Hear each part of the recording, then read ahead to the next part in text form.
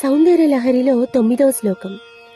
ఈ శ్లోకంలో అమ్మవారు కుండలిని రూపంలో ఎలా ఉంటారో వర్ణించారు. కుండలిని అంటే మన శరీరంలో ప్రసరిస్తున్న ప్రాణమే కుండలిని.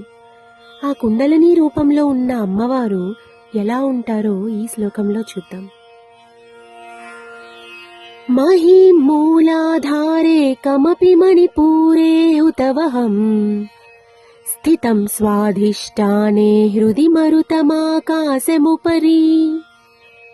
మనోపి భ్రూమధ్యే సకలమపి భిత్వా కులపదం సహస్రారే పద్మే సహరహసి పత్యా విహరసే.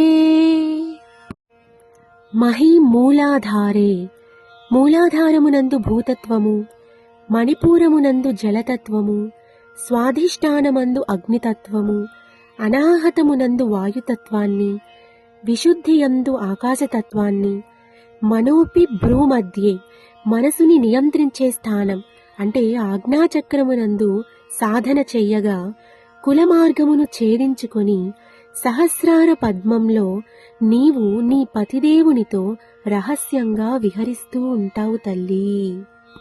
అంటే అమ్మవారు సహస్రారంలో ప్రసరిస్తూ ఉంటారట. ప్రతి వారిలో అమ్మవారు కుండలిని శక్తిగా ఉంటుంది అని చెప్తున్నారు. ఎలా ఉంటారు అంటే జీవుడి 7వ నెలలో ఈశ్వర శక్తి బ్రహ్మరంధ్ర స్థానంలో ప్రచరిస్తుంది.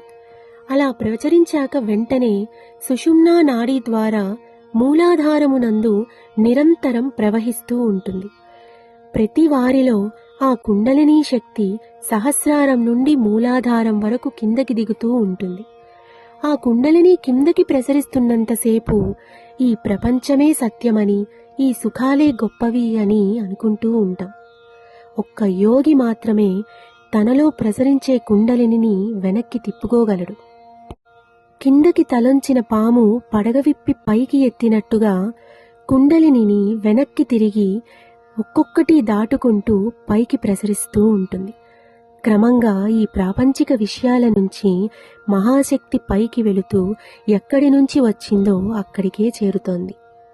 అంటే ఈశ్వరుని శక్తి కదా కిందకి వచ్చింది, అదే పైకి వెళ్ళి ఆ ఈశ్వరునితో ఐక్యమైపోయి సహస్రార పద్మంలో విహరిస్తూ ఉంటుంది.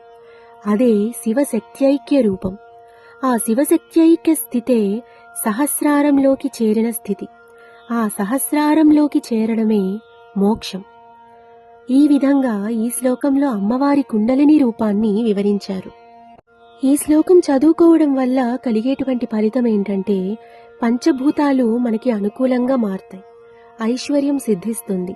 అలాగే విదేశాలలో కానీ దూరదేశాలలో ఉండి స్వదేశానికి రావాలనుకున్న వారు రాలేకపోతున్నా అలాంటి సమస్యలు ఏమైనా ఉంటే ఆ సమస్యలు తొలగిపోయి వారు వారి స్వస్థానానికి చేరుకోగలుగుతారు.